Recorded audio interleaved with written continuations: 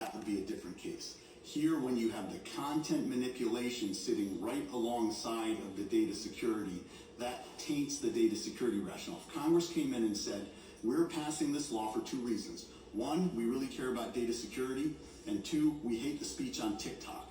The data security wouldn't alone sustain that law under cases like Mount Pleasant. I understand, but why you're equating, we don't want foreign adversaries to be able to manipulate the content on this platform. You're equating that with we hate the content, and I'm just trying to understand why.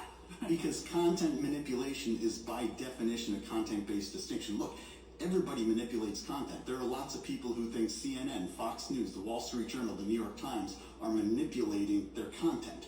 That is core protected speech.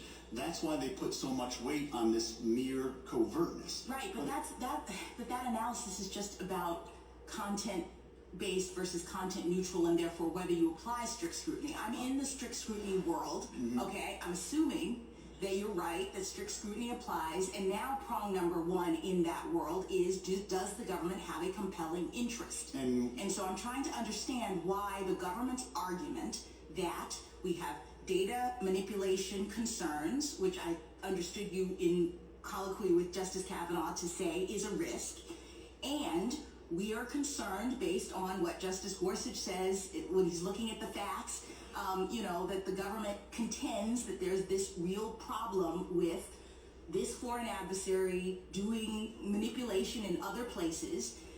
Are you saying those are not compelling government interests? I am 100% saying that content manipulation is not just not a compelling governmental interest, it is an impermissible governmental interest. You could not go to CNN or Fox News and say, we're going to regulate you because you're manipulating the content in the way that we don't like. That is per se impermissible. Okay, can I just ask you one last thing?